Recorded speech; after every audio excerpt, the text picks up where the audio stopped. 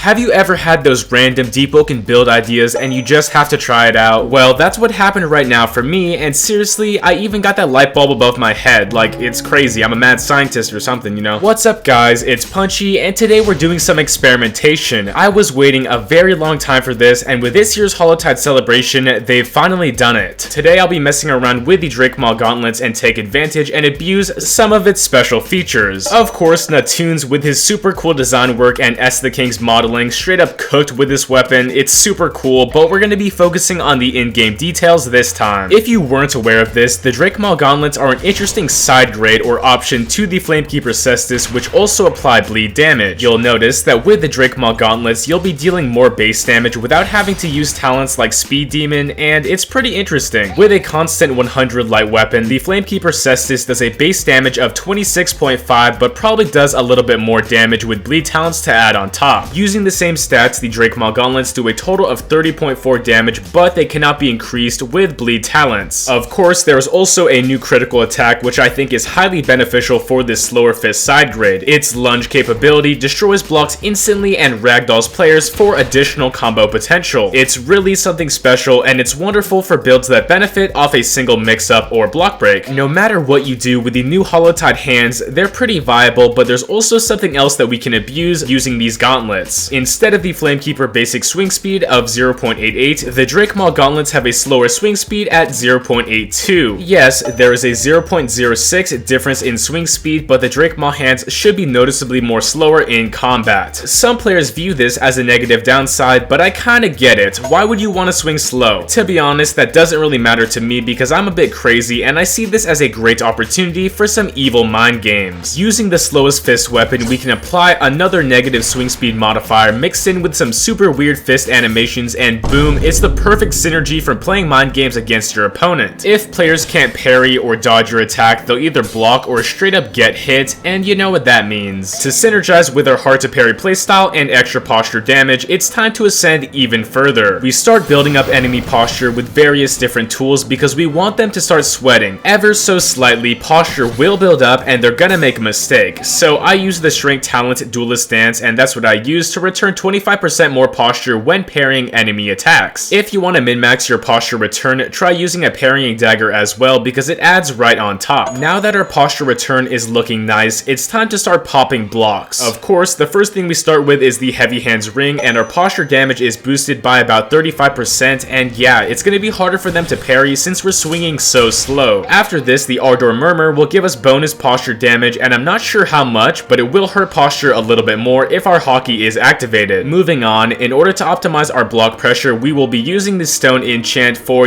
more posture. Slapping blocking enemies does extra posture damage and increases the damage dealt if their posture is broken. Now the final tool, Collapse Lung, forces our enemies to be stuck in our combos, and if they're block broken, they lose out on venting for about 3 seconds. If we want to be efficient, we need to pull off some crazy combos after hitting block breaks, and trust me, that one-shot combo I talked about months ago is still working. Now that everything is set up, players will have to deal with several different attacks with abnormal swing speeds and absurd posture damage. We have 5 attacks they need to deal with, being our basic M1, uppercut, running attack, aerial, and the new critical that have unique timings and animations with a very slow swing speed, and yeah, it's gonna be tough. That being said, I'm having so much fun with the new Drakemaw gauntlets, and I can't wait to see what's possible in the future with this absurd Holotide weapon. That's all for right now, and make sure to like and subscribe because we're almost at 65k, and let's hit it. As always, have a good one. It's punchin' time.